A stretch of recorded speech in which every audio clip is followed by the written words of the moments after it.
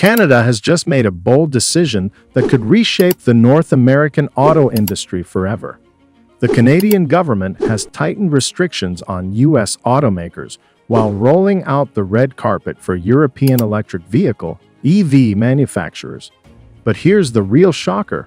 Tesla, America's biggest EV brand, is now in Canada's crosshairs, facing a massive 100% tariff. What does this mean for the future of American car manufacturing? Why is Canada choosing Europe over its closest trade partner? And could this be the beginning of the end for U.S. dominance in the auto industry? Stick around as we break down the major events, the economic impact, and what this trade war means for American automakers, consumers, and jobs. Growing trade war. For decades, Canada and the U.S. have maintained strong trade relations, especially in the auto industry. The two countries share an integrated supply chain, with car parts and vehicles crossing the border daily. But tensions started to rise when the U.S. imposed sweeping tariffs on Canadian auto parts, steel, and aluminum, claiming it was necessary to protect American jobs. Canada didn't take this lightly. In response, Ottawa hit back with its own set of retaliatory tariffs targeting key U.S. industries, including automobiles. These tariffs were carefully designed to apply maximum pressure, signaling that Canada would not be bullied into submission. But as tensions escalated, a new player entered the scene, the European Union. Seeing instability in Canada's relationship with the U.S., European automakers stepped in with an attractive offer, pushing Canada toward a major shift in trade partnerships. Why did Canada choose Europe over the U.S.? This pivot to Europe didn't happen overnight. Canada had been growing frustrated with the U.S. unpredictable trade policies for years.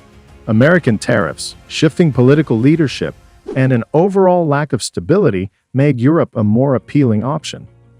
The Comprehensive Economic and Trade Agreement, CETA, between Canada and the EU already provided duty-free access to European markets. This agreement offered something the U.S. couldn't: a stable and predictable trade environment. On top of that, major European automakers like Volkswagen, BMW, and Stellantis saw Canada as a key market for future expansion. They began offering investment deals, joint ventures, and production partnerships to further entice Canada away from the U.S. With these incentives in place and growing concerns over the reliability of U.S. trade policies, Canada made its move, welcoming European automakers while placing tough restrictions on American exports. Direct hit on U.S. automakers. One of the most surprising aspects of Canada's new policy is its direct attack on Tesla. The decision to impose a 100% tariff on Tesla vehicles is no accident.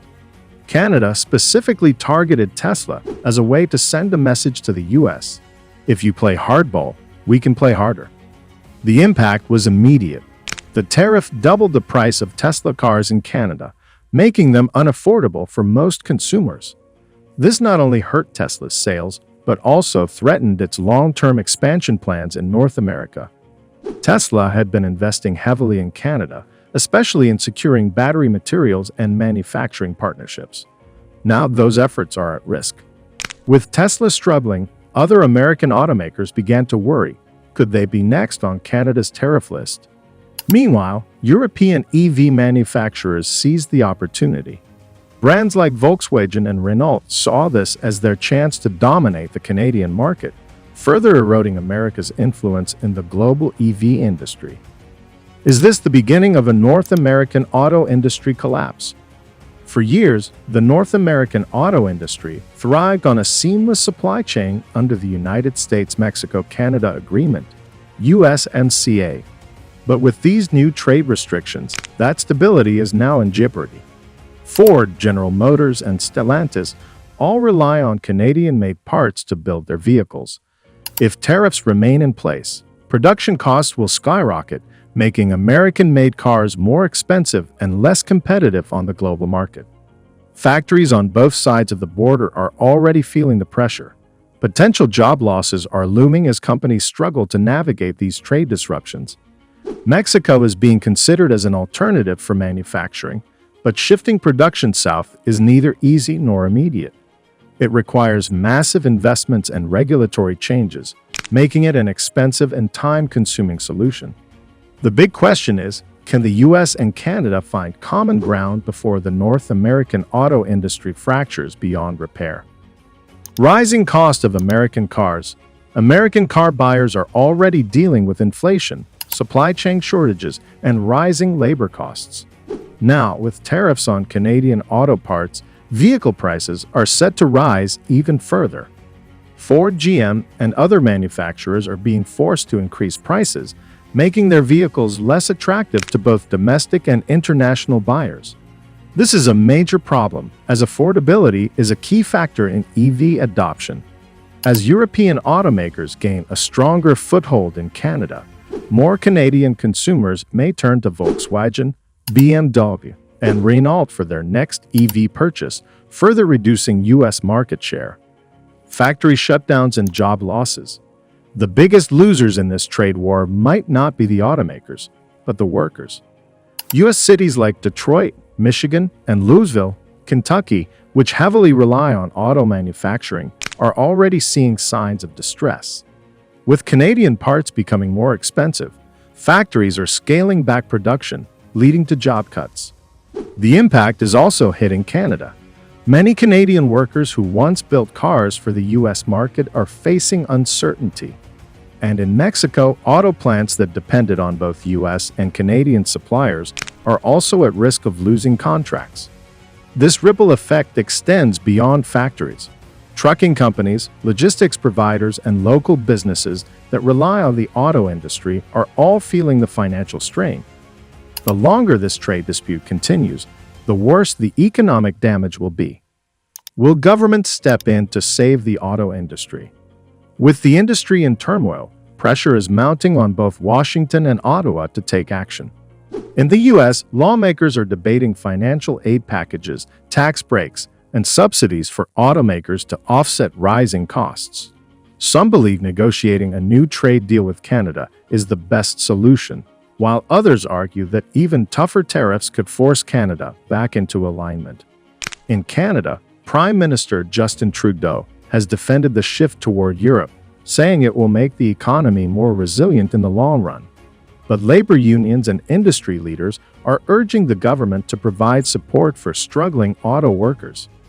At this point, no clear solution has emerged, and the longer this trade war drags on, the greater the uncertainty for both countries. Tesla's future in Canada. For Tesla, the situation is dire.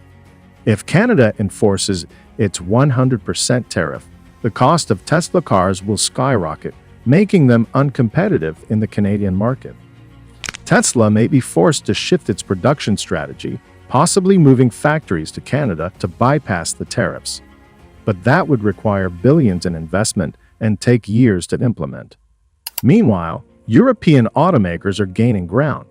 With government incentives and trade advantages, companies like Volkswagen and Renault could overtake Tesla in the Canadian EV market.